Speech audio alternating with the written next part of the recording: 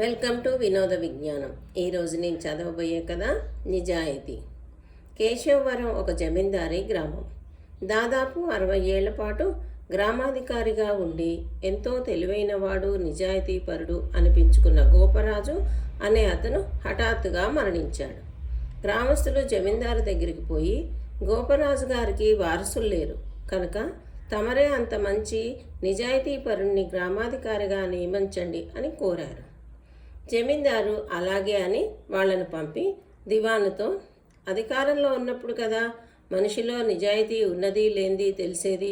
ఒక నిరుద్యోగికి ఆ గ్రామాధికారి పదవి ఇవ్వబోతూ ముందుగానే అతడి నిజాయితీ తెలుసుకోవడం ఎలా అన్నాడు. ఆ మాట నిజమే అని దివాను కేశవరం గ్రామాధికారి పదవికి అర్హత గల అభ్యర్థుల కోసం చాటింపు వేయిస్తూ వాళ్ళు ముందుగా జమీందారు గారి ఖజానాదారును చూడవలసి ఉంటుందని తెలియపరిచాడు. వారం రోజుల తర్వాత 10 మంది అభ్యర్థులు వచ్చి ఖజానాదారు దర్శనం చేసుకున్నారు.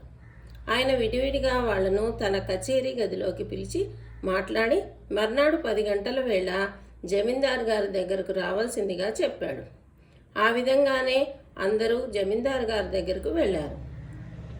ఆ సమయంలో దివాను ఖజానాదారు అక్కడే ఉన్నారు.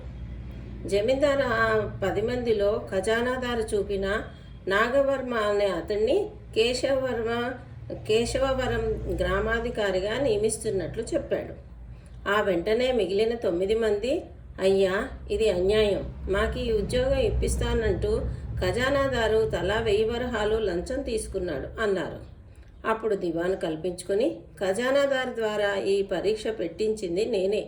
గ్రామాధికారి పదవి కోసం లంచాలిచ్చే మీరు రేపు ఆ పదవిలో లంచాలు పుచ్చుకోరన్న నమ్మకం ఏమిటి?